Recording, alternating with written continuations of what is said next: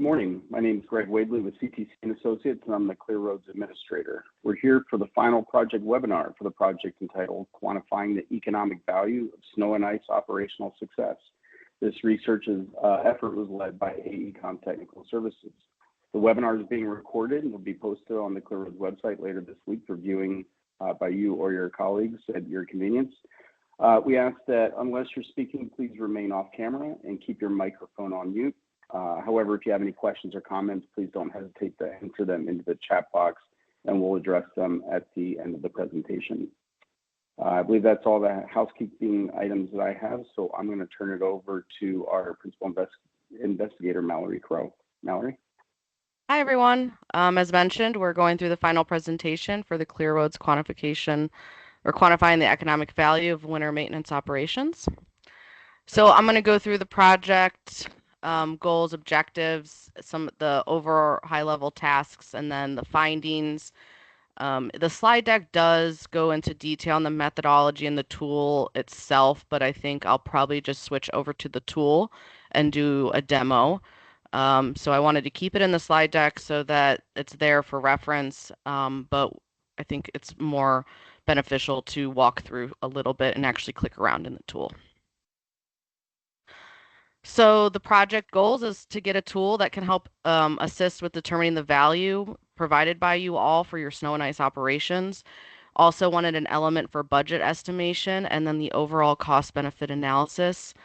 And then we want to account for emerging technologies and practices, provide realistic cost benefits for operations, allowing for justification and planning for appropriate annual budget.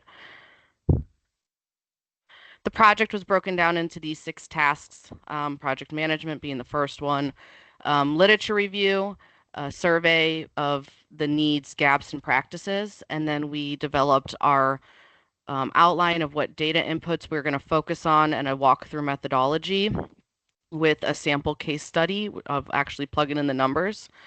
And then we did the actual tool itself, and we provided a walkthrough guide and a walkthrough video so that anyone that picks up the tool has everything they need to understand how to use it. And then the final report, which pulls together all these various findings into one final report, and then today's webinar. So I'm going to go, again, I know how long it takes to go through the tool because I just did all the training videos for it. So I'm going to hit some of these ones a little bit quicker and then so that we have enough time to really get into the tool. So for the literature review summary, we wanted to obviously look at literature that was relevant to this, look at state and national reports involving winter maintenance cost benefit analyses, professional journals. So we also definitely looked at the information that's already gathered regarding cost that Clear Roads gathers through their survey. And we did want to explore what we could outside of winter maintenance operations. We looked at some transit studies. We felt that they have some similar operational costs, benefits, variables that they're going to be looking at. So we wanted to see if they had any information that would be applicable to what we're doing here. Here's just some high-level studies that we looked at, and then I just try to pull out what we were able to learn from those. So for the first one, estimating the benefits of winter maintenance operations, obviously there's a lot of great formulas, estimation tools for quantifying that economic value that we were able to leverage. And then we get into one of the Clear Roads ones, which is the utilization of the AVL technology. So this helped us determine how these systems are able to reduce operational costs through those case study interviews. So we're able to grab some of those elements. Similarly with the cost benefit assessment of AVLs of highway maintenance, we are able to also look at some of the variables, terms, and methodologies used for GPS AVL to see what we could pull into our tool. And then we have an older study, the economic impacts of road maintenance. Again, maybe not going to be most relevant for the actual values themselves, but we can pull from there what data elements and potential formulas can be utilized. And then as mentioned, we did want to look at some stuff outside of winter ops. So we looked at the last study there evaluating the public transit benefit and costs to get some other helpful ideas on how we can quantify our benefits, specifically our benefits. It's easy to gather cost. It's the benefit side that's a little more challenging. And again, I just want to highlight that the tool is set up for utilizing the survey data that you guys are currently collecting, which we'll get into when we go through the tool. So this data can be leveraged. You will need to, every year the new data comes in, you'll need to add it, which I go through in the walkthrough video and I can touch base on a little today. But we're trying to then help streamline some of the data inputs that you guys are going to have to add to the tool by leveraging data you're already collecting. For the survey, which was the next task, we conducted our survey. We sent it to the Clear Road members, the Snow and Ice Lister members, our international partners, and we asked 25 total questions. We got 28 survey responses. And then we can go through, some of them were duplicate agencies, so we would have merged those. As you can see off to the side, there's like duplicates of some states, and that's why. So we took the answers and merged them as accordingly as best that made sense. So some of the questions we asked, I'm just going to hit on a couple of them. So challenges for your budget. And so about 93% of agencies said it's hard to predict the needs within the variable weather patterns. Obviously, we didn't solve that problem. We aren't able to predict the weather, but we hopefully have developed a tool that allows you to run multiple scenarios of various types of severities in your winter.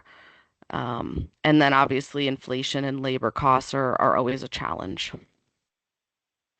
And then what are some of the challenges for determining benefits? Again, it's hard to predict and capture impact to society, followed by lack of data available, not having the resources to do these types of analyses. So hopefully the tool is meeting some of those needs, and the methodologies used obviously are still going to be the best estimates and judgments for some of these variables that we're predicting. But it's a good step forward in getting a lot of this and getting a good methodology for determining benefits. And then we wanted to look in some of the data elements so that we make sure that those are highlighted in the tool. So below are what are some of the ones that you would like to or should be included in your operational costs. Pretty much most of the ones we mentioned, but up top are the ones that you would expect: the material cost, fuel, labor cost, capital costs for equipment, things like that are going to be your main variables there. And then when we talk about the most impactful variables to your budget, labor costs, material costs, trucks, equipment, and plows being at the top of those lists. And then when we look at the largest impact to cost variables, again, labor costs hitting the top one. And then which of the following data elements you currently would like to include in a benefit or return on investment for winter maintenance operations? Safety, congestion, reliability of travel time, freight movement and good, and then other. Sorry, I didn't grab the others, but we definitely are hitting the safety and we're hitting the mobility, which would include the congestion, reliability, and then we have the element there for freight movement as well, which I'll get into in the tool. So I can quickly just talk a little bit about some of the variables, but again, I think it makes sense for me just to jump over to the tool. So for this is broken down into these kind of 3 bins where we have the agency characteristics. So that's going to be the weather being received and the network information. That information and those data points are really going to also feed into the benefit variables, but we felt like it made more sense to keep those as their own section. And then the cost variables, pretty straightforward. I think that one's a little bit easier for you guys to gather that data. You have that data more readily available. Then we get into the safety or the benefits, which are the safety, and then the commercial and passenger freight user delays. So we provide some ways for you guys to calculate those, and then there's some opportunities there to continue to fine-tune your data and potentially work with other groups in your agency, like the group that maybe is using crash data more frequently. They might have some good resources for you guys to populate the data needed for that. Similarly, a lot of agencies have access to probe data or travel time data, so there might be some opportunities there to work with those groups to start fine-tuning the data you're adding for those benefits. And then we're going to get into the methodology, but I'm going to go ahead and switch over to the tool itself. Oops, sorry. Let me grab it. I wanted to open it specifically because when it loads up, you'll have these banners. So you're going to want to enable content, the content for the macros. Now, if you're still having issues, check your developer tab and your macro security and make sure that it's enabled. If you don't see your developer tab, go to your file options, customize ribbon, and then it should be there to add to your ribbon. And then from there, you can check your security. The first page is just high level introduction. It goes through just the various steps, but there's a, like I said, a walkthrough guide and a training video that are going to be way more detailed than that. We have our table of contents. So we down here, we have instructions. We have our data entry form where you can add all your data. And then these two pages here are some result pages. The summary page is where you can compare different scenarios. The direct cost analysis is where you can add in your actuals if you want to start tracking some trends. And then everything here in red are kind of the quote unquote databases. So as you're adding data into this data entry form and you're submitting it and saving it, it's going to appear in all of these various tables so that you can recall that data in the future. There's a couple hidden tabs. That's where your state data is. So if you right click anywhere down here, you can unhide. There's also drop downs, so if you want to change any of the drop down options, but all of them also can be overridden. But I'm going to go ahead and unhide the state data because we will want to touch base on that shortly. And then there's some information on the defaults, which another helpful hint if you're not using Excel a lot, since there's a lot of tabs, you can right click here. It gives you all the sheets that are showing. And here's some default information. So if FHWA ever changes their crash value costs, or a lot of the benefits for safety come from this Sharp H385 development of anti-icing technology report. Now these are kind of based on physics. I don't think they're going to change anytime soon. But if anything ever changes with these pavement factors for crashes, potentials on various types of pavement, that's there for you to update as well. All right, I'm going to drop over to the data entry form. I'm going to go ahead and start with a clean slate. So I cleared all the data, so it's blank. Now, if you are if you want to recall a scenario you already built, or if you want to develop a new scenario based on some of the data there and make minor changes, those options are here. But what I'm going to first do is I'm just going to add what my new scenario is.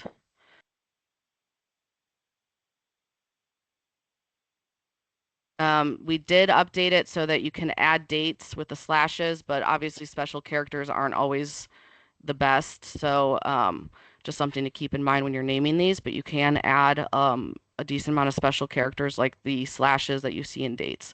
So I'm going to just type in what I want, and then I'm going to add it. And then it'll tell you that it's been added to the dropdown. So now you have your scenario here, but there's no data linked to this.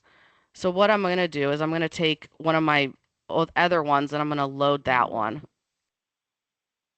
And just give it a second, and it'll tell you when it's successfully loaded. So it's loaded all the data from one. And what I'm going to do is I'm going to go back to my scenario.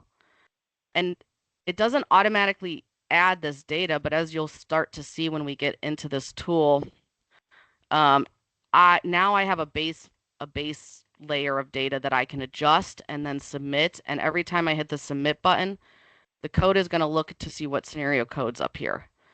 So that's how you can leverage existing loaded scenarios. So hopefully the first time you come in here, you might have to add a lot of information, but then after that, you can, run your various scenarios. You can run if it's going to be, if you want to see what a heavier, more severe winter versus a light versus an average.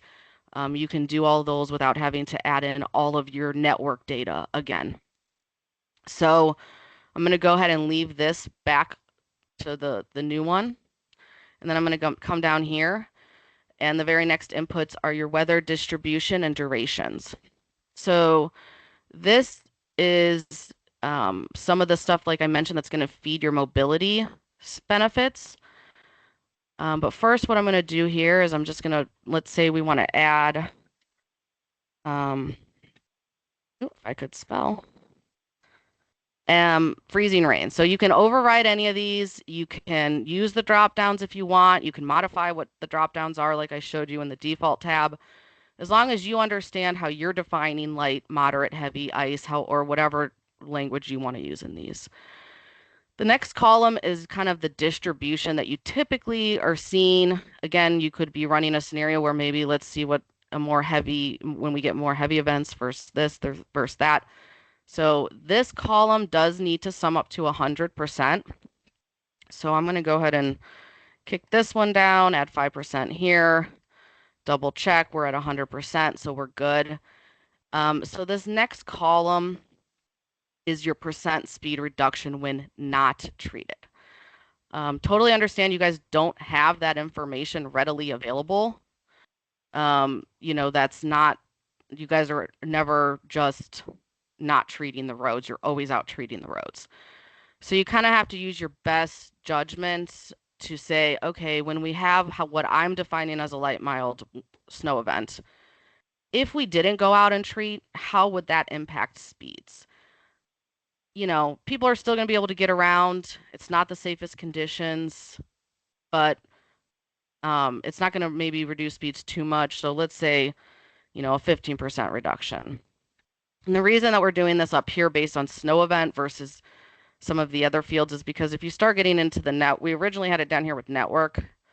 We had what's your average speed treating, and then what's your average speed when you're not treating. But that's just going to open the door for this table to be huge because you're going to have every type of potential network roadway that you want to add to this, plus a breakdown by weather that you're receiving, right? So a light event's not going to have the same impact as a heavy event. So we wanted to use speed reduction instead as a percentage. We felt like that would help alleviate all the data entry. And it's still just an estimate, best guess to your ability. But I think that that we're going to go ahead and move forward with these percentages. So now that I've filled in this table, one of the big things that you have to remember to do is hit the submit button. So when I hit the submit button, now it's saving all of this data under this code, and you can double check it if you want. Go to the database. Here's my new information. The other important thing is if I decide, oh, wait, I added something wrong, I actually want this one to also be 80%. You can resubmit it, and then you can see it's updated. So this allows you to update, and it allows you to leverage stuff that you've already added and make adjustments and resubmit it under a new scenario. You just have to remember to hit that submit button. So the next part, excuse me, is going to be the duration part of the weather input.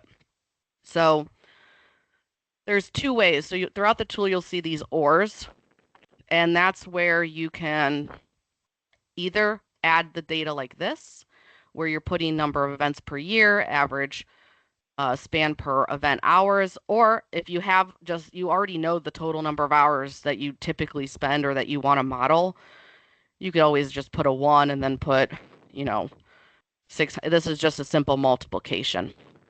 So that's one way you could add data. The other way that you can add data is leveraging that state information that we mentioned before. Now, I will say that some states don't provide the data that is needed. So another reason to provide it. But let me see, like even Michigan kind of threw me off. Not to call out Michigan, I used to live there, love it. But they had some data, but they didn't have the labor cost at all, so we couldn't leverage it for that for this data entry. So I'll just walk through it real quick though. So if I'm gonna say California, their severity weather index ranges between like 100 and 300, things like that. So I'm gonna say it's gonna be a heavier event. And then what we're doing is we're taking that total operational cost or labor cost, and we're dividing it by the total by an average hourly rate to give you a total number of hours. So it's not perfect. Obviously, everyone's hourly rate's going to be different, but it's a good way to at least kind of see potentially how many hours. And you don't really need to worry about the days. It's just looking at the 24 hours. But the hours is the big one because that's going to tell us how many hours people are going to potentially be driving at these lower speeds if you don't treat. So, based on the distribution here. So 45% of the time it's 15% drop, so that's how these are working. Now, I calculated this. It's not in the database until I hit submit. The other thing I want to mention is that these are for the whole state, right? So the state data is reported for the whole state. So if you decide you're only modeling maybe a part of your state, maybe you're modeling the part that gets more snow versus the part that gets less snow, you could adjust these slightly as you see fit. So you can override this calculation and say, well, I'm going to model the area that's actually probably would be a little bit more, that's bringing that average down a little bit. So you can definitely do that and then hit submit. It's not going to break anything, but you can recalculate and override. So however you want to use it. So you have to keep in mind though that these numbers right are for the whole state as they're reported. So that's the input number 2. Any questions? Feel free to, I'm trying to monitor the chat as well. So input 3 is your network information and operational. So as I mentioned, you can decide that as granular as you want to get and whatever kind of part of your network or the whole network you want to do. Maybe if there's some county manager that's really into this and they want to just model their operations, they can, just use this tool for theirs. The things you just have to remember are like these state data is for the whole state. So you can add rows here. You can describe them however you want.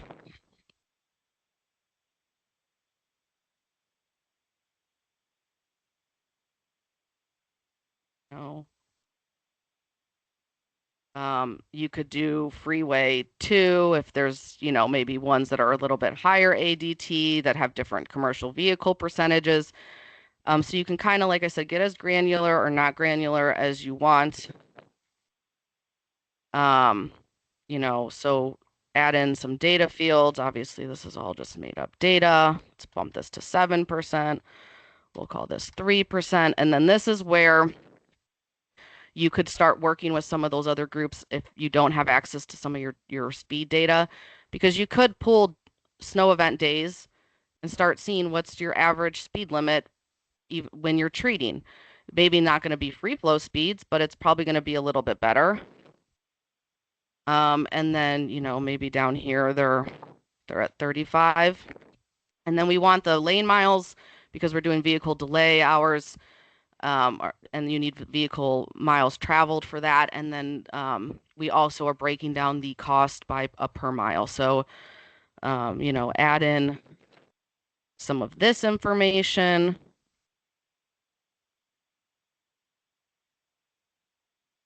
Just going to go ahead.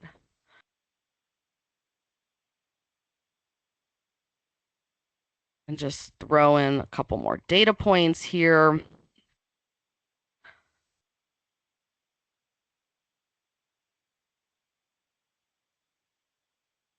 All right, so just so that we have some stuff to show. So that's how it works. Delete rows, add rows. You can check the database after you submit the data, make sure it's there. It's probably good practice before you close out or you leave it that you go and just double check that everything got saved. Also, it's always good practice to save it if you're not using this on a shared site that's auto saving. All right, next is your capital equipment and maintenance costs. So this one is going to be where you're going to add all your equipment. Now, I understand you guys have a lot of breakdowns and a lot of different types of equipment. So again, similar to the network, you guys can manage this however you want. You can override these. We do have some things in here as a drop down, but however you want to bin them. The other option I will say is that if you have a giant list of all the equipment with some of this data already, you could come straight into this database just as long as you're doing, putting the scenario code here. And then you could add all the data as long as it's in the right rows if you don't want to use the data entry form. Probably going to break it by doing that, but I think you should be fine. So just then you could recall it later, but you could go straight into this database if you want. But here's, where you're going to put your equipment.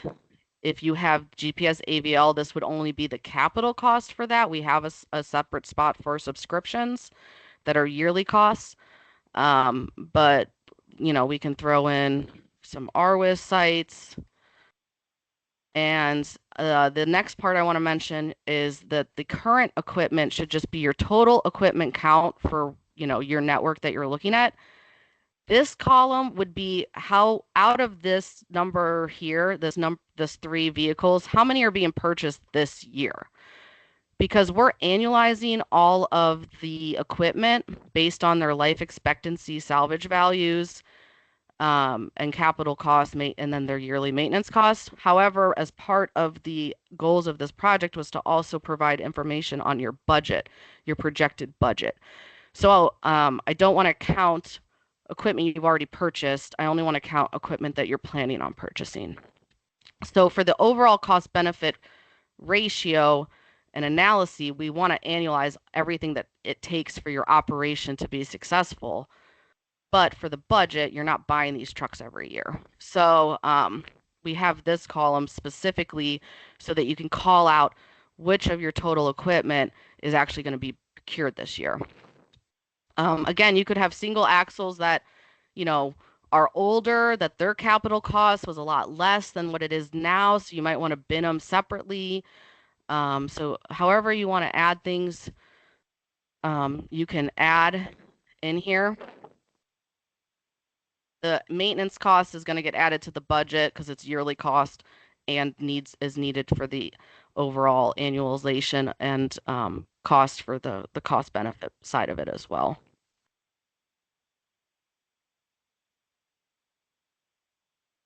Leave that at 0. Okay, I'm going to go ahead and submit that. Obviously, these numbers are very low and not really what you guys have, but just to show you how to use the tool. Next is your discount rate. So that's another part of annualizing your equipment. It's, using current dollars for future work. So you want to add that information here, typically between 3 and 5%. Let's say that, our agency uses 3%. Next are your software subscription, as I mentioned before. So again, we have a couple drop downs here. Always add more. You can add other ones. So let's say third-party weather data, and that costs, 5,000. I'm going to go ahead and submit that.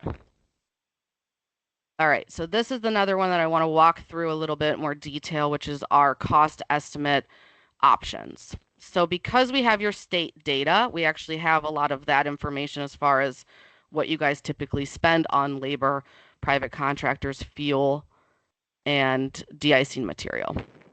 So again, you can leverage your state. What did I put at 400? You can leverage your state data. and then you don't have to fill in any of the stuff below. We can use this as our indicator of how we want to. Maybe you want to round it up a little bit to account for inflation, things like that. But this is available to bypass all of these other entries. Now, if you don't have your state data available in this spreadsheet, you can either add it or you can fill in these things individually. So I'm going to submit this one for this model, but I'm going to walk through how to add this information as well. So for the labor, again, you can break it down however you want. You can go into as much detail as you want with the number of employees, hourly rates, or we got another or statement in here. If you just already have it bucket of how much you spend typically or how much you're planning on spending, you can just put the annual cost here as well. So we really just wanted the tool to be as versatile and as as possible, but allow for you guys to streamline it as well. So let's go ahead, just change that value. Oh wait, I'm not submitting these. Never mind, sorry. I'm just going to go ahead and delete these. I'm going to delete the last row. You do have to keep a couple rows here because these are all tables, which is how the code is set up. So don't need to submit anything here, but that's how you do the labor. Similar, if you have different types of contracts set up, you can add just an annualized cost for those. You can add rows here, delete, submit. Fuel, diesel for the trucks, gasoline for the manager trucks. All fuel, you can do it by units. So this is gallons and per gallon costs. And this is your annual cost if you want to bypass doing individual units. Similar with de-icer materials. One thing I want to mention here, which I think Mark commented on, was this is, so to speak, unit list. You just need to make sure these units match. So if I'm putting tonnage for solid salts, for rock salt, then this cost should be dollars per ton. So that's the only thing that I want to just point out here, because then if this is doing gallons, I want to make sure that the cost unit I'm putting here is dollars per gallon. So it's kind of quote unquote unit list to speak, but not in the true sense. There are units, but you just have to make sure they match. Similar, you can bypass and just put full annual cost amounts in here as well. We try to add plenty of information. There's also all material. You can override these. You can update these in the drop-down section as well. So that's some of the options here. Like I said, I'm just going to go ahead and bypass it with this information here, but you can add all of these various details if you want. So I'm just going to. The last few are pretty straightforward. Training costs per year. Kind of some buckets here if you want to utilize those. Let's go ahead and just submit that one. Roadway infrastructure maintenance. So let's say at the beginning of the season, you guys go out and check all the bridge joints and make sure that your plows aren't going to whack them. What's that cost? Or at the end of the season, you go and flush bridge decks for corrosion from the salt. You can add some of these costs in here. So that's kind of the point of this infrastructure one. I'm just going to not worry about adding that one. Now, storage. So you can add just a bulk yearly cost if you have storage costs for material or vehicles. Or you could come up here because a lot of those things you're going to pay for once and then you're going to use it for a certain amount of time, right? So I could add brine tanks or setup. Oh, I thought I fixed all those. I'll fix that before I resend it. So you can override it and put it in here. I'm just going to call it spreader system for now. One, let's say I'm not buying it this year, costs $10,000 because we built it in-house. Maintenance costs is maybe $1,000. Expected 15 years. So you could definitely utilize this. I would fix this right now, but I'm a little worried, but we're going to try.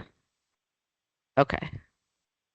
There, now I can, should be set now. And Greg, I'll resend the tool because I fixed some of these yesterday, but it didn't. Then there was a version thing. So I'll double check them all. So you can override those, you can add that. So this will actually annualize the cost of storage. Or if you do have some kind of a yearly cost for storage, you can easily add it down here. So I'm going to, because I don't remember if I hit submit this. And I'm going to not worry about this. Environmental cost is something that we kind of went back and forth with. There's some information out there, but I know some agencies also do have their own value that they set for this. So you could say for every ton of rock salt, same thing with the material, whatever you're putting here, the units need a match. So let's say for 1,000 tons of salt, and it's $2 per ton. Let's change it to $1.50. 5,000 gallons of brine. Let's say it's 50 cents per gallon. So you can add in some environmental impact cost as well. And then we have the catch-all down here for other. So if you want to bring in insurance, liability, overhead costs, anything else that you might want to add, you can go ahead and do that. I'm just trying to change some of these so that the comparison charts aren't exactly the same. All right, and now that takes care of cost. So we try to, again, make it so that whatever your data granularity looks like, it's available. And we try to streamline it with some of the state information and data and account for any potential costs for winter maintenance operations. Any questions on cost before I move to the benefits? Okay. I'll get into the benefits then. I know it's lunchtime for some folks, so all right. So we're quantifying the benefits as noted before with safety, and then the mobility. A lot of the mobility data you already added when you talked when we went through the weather distribution and the speed reductions and the network information. But for crashes, we can go ahead and put in our historical weather-related crashes that we typically see by severity. Property damage only is PDO, and then we have the various injury types. But just to note that the default value is only bin by injury. But never mind. The cost is bin by individual one, so let's keep it that way. The factor is broken down just by fatal injury and property damage only, but we still want the cost to be separate. So we can put in here the weather-related crash data for a typical year. So I'm just gonna go ahead and say if this is for the whole state, that there could be, 2 fatals. Up some of these a little bit because we do have a whole state. Now, obviously, things like property damage only is hard too because especially cars that run off roads, maybe hit something, they might not always have a crash report, but your safety group definitely has crash information. Crash reports should have fields that tell you what the road conditions and surface conditions were, so you should be able to easily filter out by weather-related crashes to get some of these yearly trends. So I'm going to go ahead and submit that. Those are just basic counts. And then this is where you have to kind of use some of your best operational judgment. This is, again, from that study, and then it was used for RWIS stations, but I think it can be applied overall to treated versus untreated. So when you guys treat the roads, they go from icy or snowy to wet. If you don't treat the roads, they're going to stay icy until eventually it melts. So this is where you're going to see that it says what percent of the vehicles are going to be exposed to icy roads when it's not treated versus when it is treated, or versus wet roads when it's not treated. So this needs to equal 100. So if you're not treating, they're going to have higher exposure to ice. versus wet. So there's still obviously a factor and a safety concern when they're on wet roads, but you know, you guys aren't out there with blow dryers, so that's not going to ever be dry. It's either going to be icy or wet if there's a snow and ice event. And then now and again, so obviously you guys are never not treating the roads, so these are our best guess. But when you are treating the roads, similarly, what you know, it's never 100% running wet. There's always a risk of it being icy because cycle times or you know, the just various reasons, resources available to hit all the roads constantly all the time. So you could say that there's always a little bit of a risk here for icy roads, but for the most part, you guys are treating the roads consistently and they're running wet. And I do want to say, I know that in the middle of a heavy event, when the snow's coming down, it might not, these ratios might be a little less. But if you guys weren't treating at all, even after the event stops, quote unquote stops, the roads are still going to be covered. So I think those are some things that you can keep in mind when you're walking through this thought exercise for this exposure. So from those, then they can compare what are some of the risks of injuries and crashes when you're treating versus you're untreating, and then that delta, that difference is going to be what your benefits are. And then down here for 19 is the vehicle delay costs. So this one, most agencies have set values for vehicle delay hours.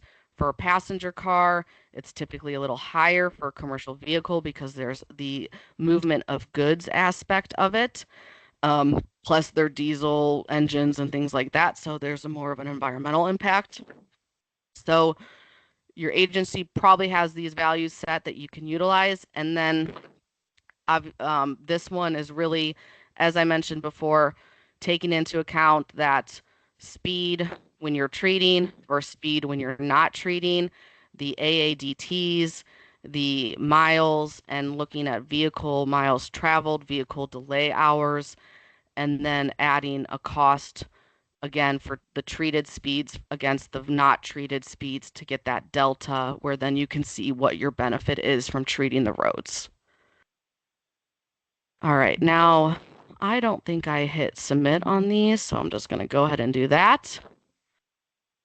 And then what I'm going to do is just be on the safe side is typically I would go through and just double check.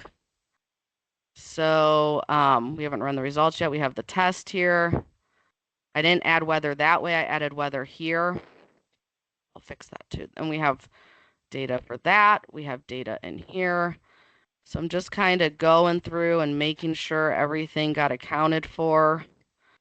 Direct cost I did this way, so I won't have anything in there. I can jump to training. Infrastructure, I didn't add anything. Storage, I didn't. Or if I did, I didn't hit submit. Not a big deal for this walkthrough. So I have all my information there. So I'm good now to run results. Now the results are kind of separate, so you can pick any one that you want to run of your previous one. So I'm going to run the one we just did. And then you can either calculate individual data points or you can calculate all. And there's some pop-ups that are going to come in and tell you your information. So this one actually came out lower because obviously I didn't put in a lot of that data. So you're not seeing it, but it's just all walkthrough information. But you can see here's my budget projection, mostly focuses on what that annual direct cost was, plus some of the information we put for the truck costs. This is your overall annualized cash flow, annualized benefits, which are giving you the ratios, and then your cost per mile, which is obviously astronomical because we just threw and made up data. So the other thing you want to do is make sure you save the results. Now, if you saved everything else, you can always rerun the results. It's not a big deal. You're not going to lose all your data entry, but we're going to want to save the results because over here is where you can then compare your various scenarios. So if you want to compare, you can compare up to 3 different scenarios with their results. And then this page is for, I figured it would be nice if you guys could track some of your actuals for when you're adding data. You have that readily available. So you can add yearly and trends in here. And I don't really want to break it down again into all these categories. So what I'm going to do is I'm just going to put 1, and then I'm going to just put my total cost, and then that's fine. So you can kind of trick the tool and do things that way. So you can add rows and de-icer material, fuel. So this is all your all that stuff that you're kind of always tracking, and then you can graph it, and then so you'll start, the total obviously jumped really high because I just threw in this 50K, but it's just a way for you to see where your maxes are, where your mins are by year, so that helps inform you on that data, that data sheet. So those are the ways that you can look at the results. Well, I'm going to say the last thing, but I'll probably think of something else. But so for the state data, we have these columns come directly from the survey. So we have the labor by private in-house, total number of workers, and then we have the expenditures and labor costs. So that's how we can build out just simple linear regression, but you'll see that some states don't provide enough data or information. They're kind of grayed out. So if I go to the data entry form and I try to use one of those states, I think Arkansas might be one. If I hit calculate, you'll get a thing that says that the state's missing the data. So, you're not going to be able to utilize it unless we populate the data. So just something to think about. But so at the end of the survey year, you can come in here and add the new year's worth of data. This is a table. So if you start adding new data, it should see how that little caret moved down. So it should include it as soon as you start adding it in. And then what you can do is just rerun your slope intercepts. And then it'll tell you which states we had to skip because there wasn't enough information. And so like I mentioned earlier, there was like that Michigan had some data, but not enough data for this one. And so you can kind of get an idea if some data is missing, we're not going to feel confident enough or be able to map it properly. All right. Let me jump back through all the stuff we just went through.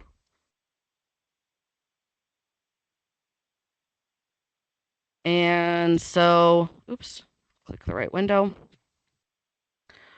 So as mentioned, the final report's going to pull all this information together. The tool itself is the big deliverable. And then there is a very thorough walkthrough video, very similar to what I just put you all through. And then the guide that's just like a PDF walkthrough. So all that stuff will be, I have a couple things I want to check on the tool since I just noticed some little formatting stuff. And then Greg will have that today. He has the walkthrough video and the guide. And the final report is just going through our internal QA/QC process. So Ming said he will have that ready for me Friday. So that concludes the presentation I have. Any questions?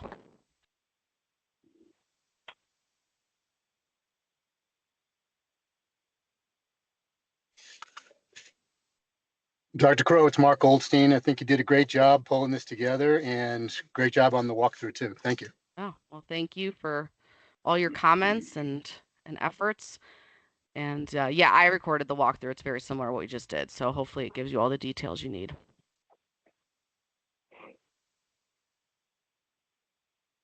All right. Does anybody else have any questions at this point?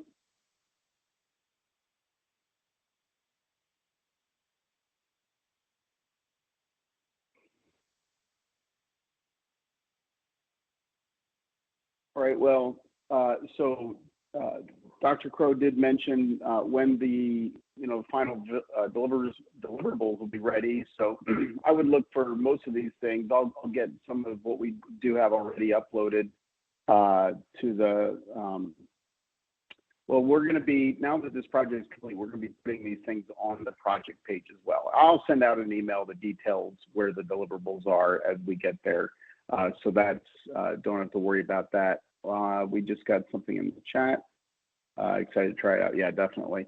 One last thing I want to do, and I haven't done this in the past, but I really should have been doing it all along, and that is just to thank not just the research team led by Dr. Crow. I really appreciate her and her group at AECOM, but also the project subcommittee members with Mark Goldstein as our chair, project subcommittee chair from Massachusetts, Randy Feltner from Kentucky, Emil Juni from Wisconsin, Joe Thompson from New York, Mark Zimmerman from Alaska, Ty Winter from Idaho, Matt Heinze from Texas, Paul Dankler from Missouri, and Adam Wellner from Minnesota. Thank you all so much for the work that you put in and all the reviews and helping guide this research team and this project through to its completion. So thank you so much for all your hard work, both the subcommittee and the research team. All right, well, that will be it for today. Thank you so much. Have a great rest of your week, and we'll talk to you soon. Thanks, everyone. Thank you. Take care. Thank you. Thank you.